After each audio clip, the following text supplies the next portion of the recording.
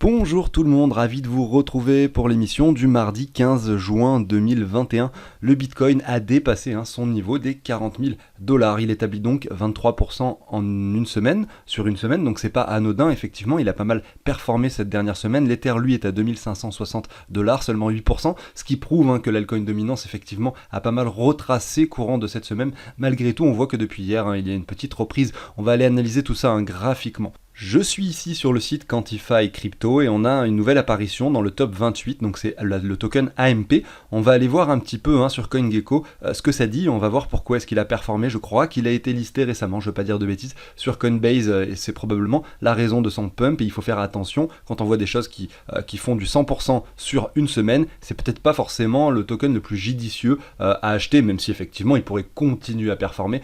Ceci dit, je vais quand même le passer courant de la vidéo et on va aller voir un petit peu les niveaux qui pourraient être intéressants si jamais certaines personnes souhaitent entrer sur cet actif. Aujourd'hui, on va aller voir avant l'introduction le Bitcoin, comme d'habitude. On va faire un tour sur l'Ether et sur l'altcoin dominance et on enchaînera directement avec les altcoins, on verra s'il y a des opportunités à saisir ou non. Alors on va commencer tout d'abord par regarder le CryptoFear qui s'établit sur le niveau des 38. Donc vous avez vu, quand le Bitcoin avait touché les 30 000, 31 000, on avait un CryptoFear très très faible aux alentours des 14. Désormais le Bitcoin donc passe de 30 000 à 40 000 dollars, le CryptoFear reprend un peu de vigueur, on est toujours dans la peur malgré tout. Donc on pourrait jongler encore un petit peu, peut-être que, on va aller voir justement le graphique, peut-être que le Bitcoin pourrait à nouveau faire une petite vague baissière pour retourner entre les 35 et les 33 000 dollars, si je ne dis pas de bêtises, on verra ça tout à l'heure, pourquoi pas avoir un CryptoFear qui descend à nouveau un petit peu plus bas et avoir une reprise par la suite. C'est en effet, selon moi, un des scénarios les plus probables, mais on verra ça tout à l'heure. Le crypto, donc on va aller voir un peu la chaîne de CryptoShoki, il présente des indicateurs long terme, donc vous avez vu, c'est une vidéo, vous voyez les chapitres en bas, vous avez 6 indicateurs à chaque fois qui sont présentés, donc regardez, à chaque fois, donc les premières secondes sur chaque indicateur, il présente le graphique long terme, et ensuite il y a un zoom sur ce qu'il se passe actuellement depuis, regardez ici, janvier 2018. Alors ici on est sur une moyenne mobile 2 ans, ici en vert, avec une moyenne mobile 2 ans multipliée par 5, et on voit qu'à chaque fois on vient borner plutôt en dessous de celle de la ligne verte en bas, et en dessus de la ligne rouge en haut, entre chaque bullrun et chaque crash. Regardez, donc là ça a bien été respecté, le bullrun précédent 2018, nous avions cassé cette ligne rouge, nous sommes allés en dessous de la ligne verte lors du crash, et là regardez, nous sommes en train de vivre du coup le bullrun de 2021, et voir est-ce que justement nous serions prêts à refaire la même chose que les 3 fois précédentes. Pas sûr qu'on fasse tout le temps la même chose, mais en tout cas, si jamais on reproduit le même schéma que les 3 bullruns précédents, effectivement, on pourrait venir casser ce niveau pertinent et psychologique des 100 000 dollars. Donc ça, c'est pour cet indicateur-ci. On observe sur le second indicateur effectivement qu'il y a un oscillateur avec un rectangle rouge en bas et un rectangle vert en bas, et on observe en haut, excusez-moi, le rectangle rouge, et on observe qu'à chaque bullrun c'est la même chose, on a cet oscillateur qui est venu tester ces zones hautes et ces zones basses. Regardez ici, nous étions en 2014, nous avions eu le bullrun s'était fait en 2 étapes, et on observe que 2 fois nous sommes venus dans cette zone rouge. En 2018, le bullrun s'était fait en une seule fois, nous avions touché les 20 000 dollars, c'est la même chose. Regardez ici, nous sommes venus en zone rouge. Nous sommes pendant le crash, nous sommes retournés en zone verte, et là regardez, c'est pareil, nous sommes en train de jongler entre les 2 bornes, et avec ce petit crash que nous venons de vivre, on observe effectivement que le Bitcoin a pas mal retracé, et que sur cet indicateur, on est revenu quasiment au milieu de la zone, donc si jamais on était amené à performer par la suite, on pourrait très bien peut-être intégrer cette zone rouge, et c'est vrai que ce sont des indicateurs qui peuvent nous donner à long terme peut-être des signaux, voilà, quand on voit par exemple un Bitcoin, je sais pas, à 100 000 dollars avec justement cette courbe là qui vient titiller cette zone rouge, et que sur les autres indicateurs également nous avons des informations comme par exemple sur celui-ci,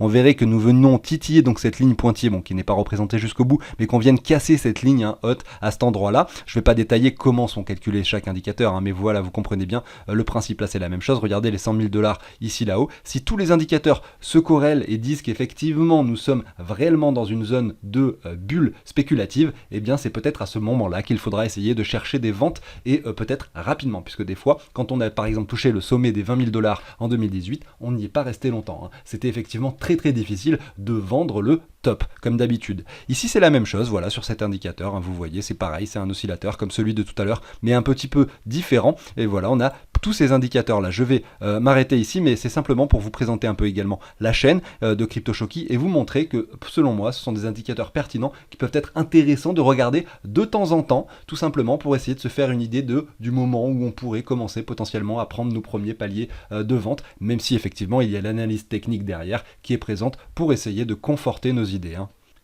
Alors, on va faire ça bien aujourd'hui. Je vais essayer plutôt de faire quelque chose d'assez global sur le Bitcoin, puisque bon, certes, si on va quand même aller voir rapidement le 4 heures et le 1 heure, mais vous voyez que, regardez, nous sommes dans ce range que j'avais dessiné. Nous n'avons pas cassé ce range par le haut ni par le bas. La seule chose que l'on peut constater ici, c'est que nous avons fait une jolie sortie baissière ici qui a permis de liquider énormément de personnes, ce qui a fait aussitôt remonter le cours. Évidemment, puisque beaucoup de personnes ont shorté à cet endroit-là et beaucoup de personnes se sont fait liquider en plus. Donc c'est vrai que effectivement là, beaucoup de personnes se sont fait sortir par liquidation et beaucoup de personnes sont passées en short à cet endroit-là en pensant que le cours allait descendre. Évidemment, le marché fait l'inverse. On vient les sortir, donc les personnes qui ont shorté ici, on allait les sortir un petit peu plus haut. Ceux qui avaient mis des stops au-dessus de ce niveau-là, et ben regardez, ils se sont fait sortir ici. Et ceux qui ont leur stop ici et ici, au-dessus de ces niveaux-ci, et ben peut-être qu'on ira très prochainement les chercher aux alentours des 42 à 43 000 $. Ceci étant dit, il faut rester conscient d'une chose, c'est que structurellement parlant, ici, nous n'avons pas un graphique qui représente une jolie structure. C'est-à-dire qu'on est dans une bonne zone, une bonne localisation, parce que sur le graphique plus long terme, nous avons retracé quasiment 60% ici, lorsqu'on prend le bottom de la mèche.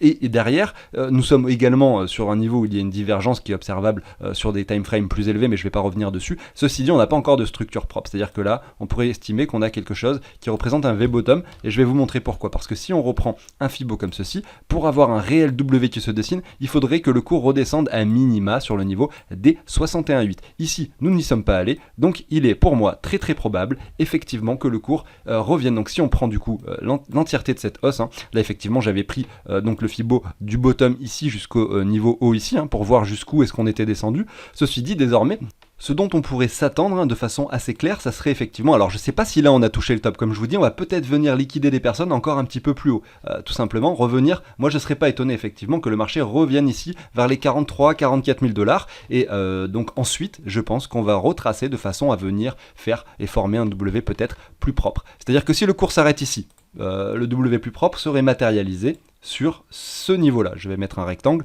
ici entre les 34 000 et les 33 000 $ approximativement. Si le marché décide donc de venir un petit peu plus haut, je vais matérialiser le niveau sur lequel le marché pourrait grimper peut-être avant d'avoir ce retracement. Ce qui voudrait dire que si on monte là-haut, effectivement, on aurait une configuration qui nous indique que peut-être le Bitcoin est prêt à repartir. On serait vraiment sur une configuration bullish. Malgré tout, je ne serais pas étonné que même si l'on monte là-haut, on forme un W quand même relativement propre par la suite. C'est-à-dire que mon rectangle, si jamais on monte là-haut, je le grimperai à cet endroit-là, je le monte ici, donc là les niveaux changent, on pourrait avoir un Bitcoin qui retrace entre les ici 36 et les 34 000 $. Voilà, bien sûr on suivra ça ensemble sur la chaîne. En tout cas, il est vrai que cette configuration qui ressemblait à quelque chose de très bearish lorsque nous avions cassé bien sûr ce triangle qui est matérialisé comme ceci, finalement s'est transformé et s'est retourné en quelque chose d'assez bullish. Donc là on avait un fake out, c'est-à-dire qu'on a fait peur à tout le monde. On pouvait visualiser sur l'order flow que beaucoup de personnes se sont fait liquider et que beaucoup de personnes rentraient en short, c'est-à-dire que la plupart des gens pensaient que le Bitcoin allait crash à ce moment-là, bien sûr, et ça, évidemment le marché a fait l'inverse par la suite. Voilà, donc du coup je vais revenir sur mon graphique long terme pour parler un petit peu des objectifs sur, allez, on va dire 1, 2, 3 mois, en essayant de faire quelque chose d'un peu plus général. Donc voilà, je viens de tracer des niveaux. Alors vous le voyez ici, en vert, ce sont les niveaux qui selon moi pourraient être atteints au cours des mois prochains. Alors les niveaux verts, les premiers ont déjà été atteints, vous le voyez ici. Donc ça représentait les 161,8 de Fibo à cet endroit-là, sur ce rectangle jaune. Ici nous avions les 261,8 de Fibo. D'ailleurs si on zoome un peu, on peut voir que nous nous sommes arrêtés sur ces endroits. Oups, excusez-moi. Ce sont des Fibos que j'ai placés et qu'on peut effectivement se placer facilement, simplement comme ceci. Je vais vous le remettre de façon très rapide pour que vous puissiez le visualiser. Je le fais approximativement. Voilà, c'est comme ça que j'ai mis mes niveaux. Vous voyez, les 161,8, les 261,8, la ligne rouge ici, la ligne bleue ici. Donc c'est pas moi qui les invente. Et derrière, regardez, on a les 423,6, un petit peu plus haut, à 86 000 $. Voilà, donc je retire maintenant cette ligne pour que voilà, vous avez bien compris le principe. On allait donc là, selon moi, si on vient du coup s'affranchir de ce niveau, vous voyez que lors de ce crash, nous sommes revenus pile poil sur ces anciens niveaux finalement. Donc on peut s'en servir effectivement de support. Je pense que ici, effectivement, on a un bon niveau de support si le marché veut reprendre un petit peu de vigueur par derrière. Nous pourrions dans un premier temps revenir tester ce niveau qui représente l'ancien ATH du Bitcoin approximativement au niveau des 60 000 $. Et derrière, si on le casse, on pourrait sans problème revenir dans un premier temps aux alentours des 86 à 90 000 $. Et derrière, nous avons le chiffre psychologique rond ici que j'ai mis sur cette ligne qui est donc les 100 000 dollars. Est-ce qu'on peut aller plus haut? Bien entendu, hein, on peut bien sûr aller plus haut parce que vous le savez, ce niveau qui est représenté ici, hein, que j'ai matérialisé, non excusez-moi, celui que j'ai matérialisé ici, finalement, représente les 423,6 de Fibo. Lors du bull run précédent, on l'a explosé ce niveau-là, on est allé 4 fois plus haut que ce niveau-ci. Donc je dis pas qu'on va faire pareil, mais effectivement, on pourrait effectivement aller bien plus haut. Ceci dit, pour moi, c'est une très très bonne target de vente, peut-être un très bon premier objectif pour récupérer du fiat ou des stablecoins sur votre portefeuille crypto. Voilà, après chacun fait bien sûr comme il veut, et peut-être que si on arrive ici et que vous gardez vos cryptos et que derrière on va aux 300 000, vous auriez bien fait. Malheureusement, moi je n'ai pas de boule de cristal et je suis pas sûr du tout que le Bitcoin ira sur son niveau des 300 000. Si jamais le Bitcoin décide d'être un petit peu plus négatif et que malgré tout là on hésite, on remonte un petit peu, qui sait, on pourrait, hein, attendez, je vais enlever un petit peu tous les traits que j'ai fait, hein, parce que c'est un peu moche ici, on pourrait très bien, donc regardez, je supprime ceci, excusez-moi, tac, voilà, on pourrait très bien se dire que voilà, on pourrait revenir, si on prend un Fibo qui reprend cette baisse ici, on pourrait très bien venir matérialiser un M, c'est-à-dire que le marché pourrait très bien revenir ici aux alentours des 52 à soit 56 000 dollars et matérialiser ce M. Si ce scénario se produit, je pense qu'on pourrait carrément confirmer que le bull run est soit terminé, soit comme en 2013, se fera en 2 étapes et que peut-être en 2022 on aura à nouveau une poussée. J'espère que ce scénario se produira pas, mais il faut être conscient qu'il va falloir rester attentif entre les 57 et les 52 000 dollars si le marché, si le Bitcoin y retourne. Hein. Vous voyez, il ne faudrait pas que ce M vienne se dessiner par derrière et qu'on revienne du coup dans cette zone de rechargement. Ce que j'ai dessiné ici en jaune, c'est la zone de rechargement, regardez ici, entre les 61,8 et les 78,6 de toute cette hausse que nous venons de vivre. Voilà, et effectivement nous avons les niveaux clés hein, qui sont dessinés derrière. La première ligne horizontale jaune représente l'ancien sommet, donc on pourrait revenir le tester dans un premier temps. Ça serait un bon niveau si jamais on avait un marché baissier. Et le deuxième niveau qui vient chercher les 14 000 ici et ici, vous voyez, donc je suis plutôt à 12 300 dollars, excusez-moi. Donc voilà, si jamais on vient casser ce niveau par le bas, ça serait la prochaine le prochain gros niveau de support. Donc on a support, et là on a résistance en vert que j'ai tracé précédemment. Alors j'ai fait une petite analyse, on va dire un peu plus structurée, avec des dessins un petit peu plus jolis à l'écran aujourd'hui. Je suis déjà à 12 minutes de vidéo, hein, donc je vais enchaîner avec l'introduction. Au passage, n'hésitez pas à vous abonner, à activer la petite cloche pour ne pas manquer les émissions quotidiennes. Et on se retrouve tout de suite après l'introduction.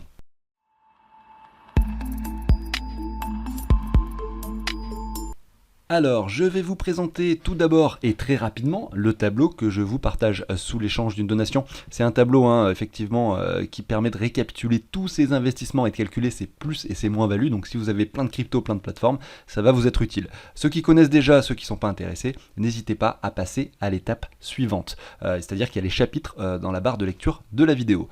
Alors comment ça marche en fait? C'est un tableau tout simplement où vous allez pouvoir répertorier toutes vos cryptos. Vous allez y mettre toutes vos cryptos ici par exemple, vous allez avoir, si vous décidez de l'acquérir, vous allez avoir que le Bitcoin et l'Ether, vous allez mettre toutes vos cryptos, vous entrez simplement leur trigramme sur l'onglet ici près des coins et leur prix va s'afficher. Regardez, je mets AAVE, elles y sont toutes, quasiment toutes, il n'y a que celles qui sont d'ICO qui ne sont pas encore listées, qui n'y apparaissent pas, toutes les autres. Vous allez pouvoir en mettre jusqu'à 200, regardez, vous pouvez faire défiler ici jusqu'à 200 tokens. Une fois que ceci est fait, vous allez simplement pouvoir dire ce que vous possédez de chacune d'entre elles. Par exemple, on va dire que j'ai 100 engines sur la première plateforme, et là vous allez mettre vos plateformes, vous allez pouvoir avoir 10 plateformes différentes et mettre ce que vous possédez d'engine sur les différentes plateformes que vous possédez. Donc par exemple 50 ici, voilà, AVE par exemple, on va dire j'en ai 0,1 ici et j'en ai 0,2 sur cette plateforme-ci. Voilà, une fois que ceci est fait, vous avez sur le tableau de bord, donc là vous avez simplement ajouté AVE, ça s'est mis automatiquement ici et sur le tableau de bord, et derrière vous avez entré les valeurs et ça vous dit directement, voilà, j'en ai tant, ça vaut ça en dollars, en euros, le pourcentage que ça représente par rapport à votre portefeuille total, et puis ici vous avez les camemberts de répartition crypto fiat et chacune des cryptos. Voilà, donc là c'est un portefeuille fictif, il y avait un investissement de départ de 10 000 €, et grâce à cette valeur, ça permet de calculer les gains. On sait que 10 000 € de départ ont été investis, on sait que le portefeuille vaut aujourd'hui 21 600, on fait la différence des deux, on trouve 11 000 € de gains. Voilà comment ça marche ce tableau. Il y a une chose en plus qui permet de calculer les plus et les moins-values. Alors avant ça, une petite précision, hein, c'est un tableau qui est sur Google Sheet, et à chaque fois que vous allez faire des transactions, ou chaque semaine, vous allez faire vos bails sur les cryptos, vous allez changer les cryptos entre elles, et là vous allez simplement pouvoir remplacer les valeurs. Hein. Si vous avez vendu des Ethers par exemple pour du DOT, vous allez mettre moins d'Ethers ici et plus de DOT ici, vous allez sur votre plateforme et vous regardez le solde que vous avez tout automatiquement. La transaction en fait finalement s'effectue de cette façon.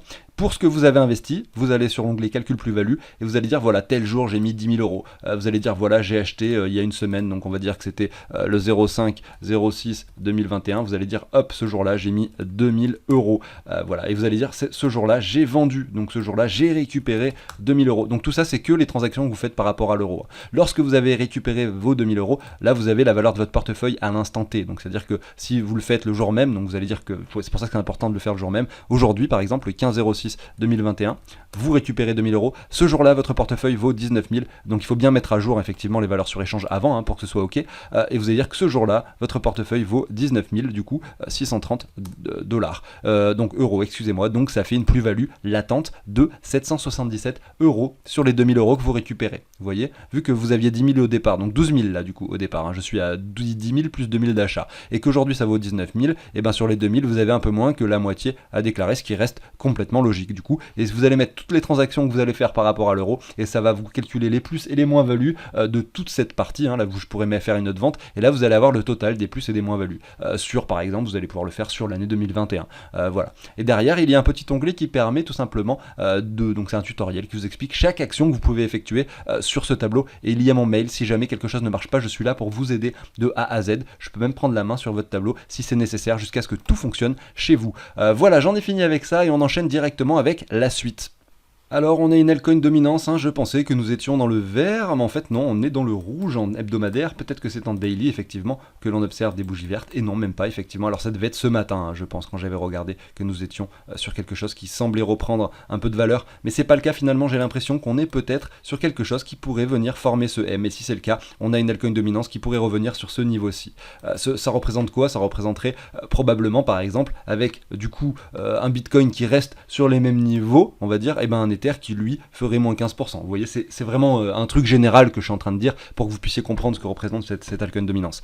En fait, ça serait pas un Ether qui fait moins 15%, mais ça serait sur la moyenne de tous les altcoins une perte de 15%. Peut-être que certains perdront 30, certains 40, certains 10, certains 5, mais voilà, ça serait une moyenne. Voilà, donc c'est ça que représente l'altcoin dominance. Aujourd'hui, on voit que sur ce graphique, on a touché quand même des niveaux très très hauts et que les altcoins depuis début 2021 font que performer, donc ça serait pas étonnant finalement de revenir chercher cette trendline qui a touché plusieurs fois ces niveaux-là. Donc vous voyez, ces trois niveaux-là, on peut s'en servir comme support pour dessiner une ligne, et derrière, pourquoi pas venir s'appuyer dessus tout simplement. Ça représenterait, en plus, si on reprend toute la hausse, alors désolé pour les traits jaunes désormais qui m'ennuient un petit peu, ça représenterait en plus, par exemple, ce niveau des 38,2 de Fibo. Si jamais, par exemple, on pourrait imaginer que les 38,2 de Fibo seraient comme ceci, si jamais on a un marché qui dessine par exemple un triangle comme ceci rectangle, et bim, on pourrait casser et revenir chercher ce point de confluence. Ou bien aller un petit peu plus bas, faire une petite mèche basse, venir chercher là. On ne sait pas ce qui va se passer bien sûr,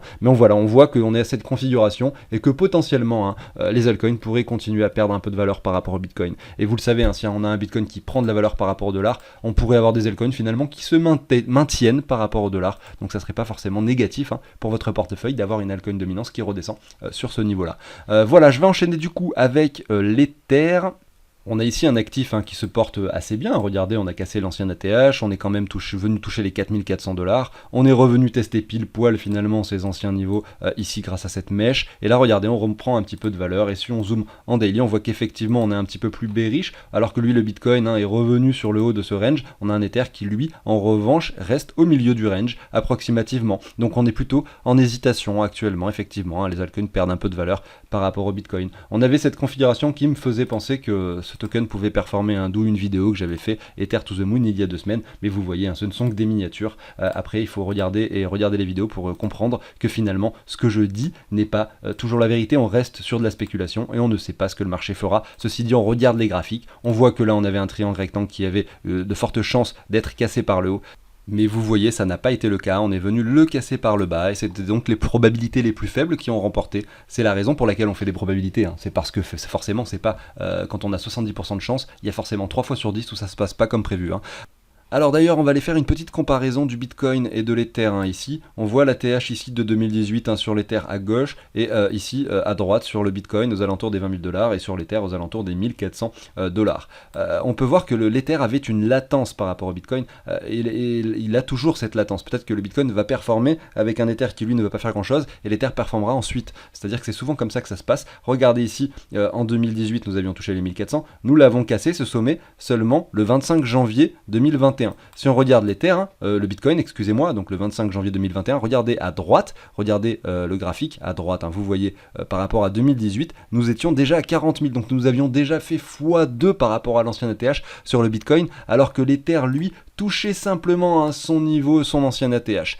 Par la suite, qu'est-ce qui s'est passé? Le Bitcoin a touché les 62 000 $, donc a encore pris 20 000 $ à ce moment-là, donc soit un tiers de sa valeur entre du coup le 14 janvier et approximativement, on va dire, le mois de mai, ici 2021. Alors que l'Ether, lui, entre le mois de janvier et le mois de mai, a pris beaucoup plus de valeur, c'est-à-dire qu'il est passé, il a eu cette latence, et c'est à ce moment-là finalement qu'il a vraiment percé son ancien ATH pour établir un x3, c'est-à-dire qu'il a cassé le 1400 $ pour toucher les 4000, donc environ x3, oui effectivement, un peu plus même que x3, alors que lui, le Bitcoin, est passé seulement de 40 à 60 000. Vous voyez, il y a cette latence qui est visible à chaque fois sur ce marché, c'est-à-dire que le Bitcoin est resté le leader, il fait la poussée en premier, il n'entraîne pas les altcoins avec lui, les altcoins performent, mais simplement mécaniquement, ils prennent de la valeur mécaniquement, ils ne font pas de vraies performances. Et c'est simplement quand le Bitcoin se stabilise, regardez pendant cette période, donc on pourrait matérialiser par exemple comme ceci, à cet endroit-là, regardez, c'était cette période-là, c'est finalement cette période-là sur l'Ether. Vous voyez, donc pendant que le Bitcoin lui stabilise, c'est à ce moment-là qu'on a les altcoins qui surperforment par rapport au Bitcoin et qu'on peut faire des performances extrêmes sur nos portefeuilles. C'est ce qui s'est passé entre le mois de janvier et le mois de mai 2021. Derrière, il y a eu ce crash que nous avons vécu qui a entraîné toutes les altcoins avec lui. Généralement, c'est comme ça que ça se passe également. Le Bitcoin reste le leader, en tout cas pour l'instant. Ça sera peut-être pas comme ça dans 5 ans, 10 ans, qui sait. D'ailleurs, donnez-moi votre avis en commentaire. Est-ce que vous pensez que le Bitcoin sera encore leader dans 10 ans? Si la réponse est non pour 90% des gens qui suivent mes vidéos, la question serait du coup, dans combien de temps pensez-vous que le Bitcoin se fera détrôner et éventuellement, par quelle crypto-monnaie pensez-vous qu'elle se fera détrôner? Est-ce que ce sera l'Ether ou pas? C'est la grande question. Et donc, quand je parle de ça, je veux dire que l'argent que représente en dollars le Bitcoin sera inférieur à une autre crypto-monnaie. Aujourd'hui, le Bitcoin représente environ 60% de l'argent investi dans les crypto-monnaies, dans le marché global. Voilà. L'Ether représente peut-être, alors j'ai pas les chiffres en tête, je vais peut-être dire une erreur, mais peut-être 20 ou 20% du marché global des cryptos. Donc on a quand même 40% de différence. Il faudrait quand même, il y a peut-être encore un peu de temps avant que justement le Bitcoin se fasse détrôner. Alors ce que je suis en train d'expliquer, ça s'appelle le flippening. Le flippening, c'est quand justement une autre crypto-monnaie dépassera la capitalisation du Bitcoin. Voilà pour ça, j'en ai fini pour cette petite aparté et de cette petite comparaison entre le Bitcoin et l'Ether. Et vu qu'on est déjà à 22 minutes 30 de vidéo, je vais simplement vous passer un seul token et ce sera AMP que j'ai présenté en début d'émission qui a intégré le top 28 des capitalisations de crypto. Alors si on regarde sur CoinGecko, de quoi il s'agit, donc c'est un token qui concerne la collatéralisation d'actifs et principalement du coup dans le domaine de la finance décentralisée. J'ai pas poussé du tout le sujet plus loin, ceux qui connaissent mieux le projet que moi peut-être pourraient mieux en parler. Je me renseignerai à l'avenir, je l'ai découvert seulement du coup aujourd'hui. Si on regarde du coup ce token, qu'est-ce qu'il a? Donc il est 28e, il est il a une capitalisation de marché de 4 milliards de dollars. Il a été listé sur Coinbase il y a peu de temps et c'est pour ça qu'il a pris beaucoup de valeur. Il y a un peu plus que la moitié, donc moins que la moitié des tokens en circulation, environ 50%. On peut dire, si on regarde son graphique sur le niveau maximal, on avait un token qui était très très faible ici, qui valait environ 0,6 centimes en décembre, et qui vaut désormais 8 centimes, donc x10 environ sur cet actif. C'est pas non plus une performance, c'est une performance énorme, on va pas se mentir, mais il y a des tokens qui ont fait beaucoup plus que ça, et peut-être qu'on est encore sur quelque chose qui est encore sur ses débuts. Il a été listé que très récemment sur un gros échangeur comme Coinbase. Il est sinon disponible sur d'autres marchés comme par exemple Uniswap, SushiSwap, Gate, Polynex. Voilà, donc il y a des échanges centralisés et décentralisés. Et si on regarde son graphique ici, on peut voir qu'on est sur une jolie tendance haussière. Donc comme je disais en début de la mission, si c'est quelque chose que vous souhaitez avoir, regardez, c'est peut-être pas le meilleur moment, notamment parce que nous sommes sur des bougies vertes. Malgré tout, je sais pas, comme je le disais, par rapport à sa capitalisation, c'est pas forcément un token qui non plus fait x20, x50 ou x100, donc il pourrait très bien continuer sur cette lancée. On l'a souvent vu, des tokens qui font des sommets, des fois on se dit que c'est trop tard pour acheter, et des fois en fait ça l'est pas. Donc qu'est-ce que je ferais moi si je veux souhaiter acquérir de cet actif? En fait tout simplement j'irai ici, et je me dirais que voilà, on a des niveaux pertinents. Les niveaux pertinents, ils sont représentés, matérialisés ici. Je me mettrai peut-être une alerte ici, une alerte ici. Et si le marché était amené à redescendre sur ces deux corps de chandelle précédentes, aux alentours des 7 centimes, voilà le niveau des 7 centimes, on pourrait dire 7,1 centimes, eh bien je déclencherai un achat et je me mettrai une alerte. Si on l'atteint pas, je me dirai tant pis, j'en aurai jamais, c'est pas grave. Et ensuite derrière, j'essaierai de trouver des niveaux pertinents plus bas et je garderai de la liquidité. Donc par exemple, si je souhaite avoir 500 $ de ce token, j'essaierai d'en mettre par exemple 250 $ sur ce niveau-là et j'attendrai des niveaux plus pertinents, notamment cette zone de rechargement qui se situe entre les 61,8 et les 78,6, ici aux alentours des 4 et des 2 centimes, pour essayer de recharger un peu plus sur cet actif. Voilà pour ça, j'en ai fini. Ceci étant dit, il faut rester conscient qu'on pourrait très bien directement, puisque là on est plutôt sur une lancée haussière, avoir un token qui continue à performer et il va falloir ajuster son Fibonacci que je viens de placer en fonction du top qui serait atteint. Par exemple entre les 12-20 centimes, on ne sait pas, ça pourrait continuer à monter. Et si par exemple, admettons, ce token décide d'aller à 20 centimes avant de retracer, donc on va positionner notre Fibo comme ceci, eh bien on essaiera de recharger dans la zone de rechargement qui se situerait du coup ici entre les 7,6 et ici les 4 centimes de dollars. Tout simplement, il faut simplement s'ajuster, s'adapter au graphique. Ceci étant dit, on arrive sur la fin de l'émission. Merci à tous ceux qui m'ont écouté, ceux qui sont encore là pour voir la vidéo. N'hésitez pas au passage à vous abonner, à liker et on se retrouve dès demain. Salut tout le monde!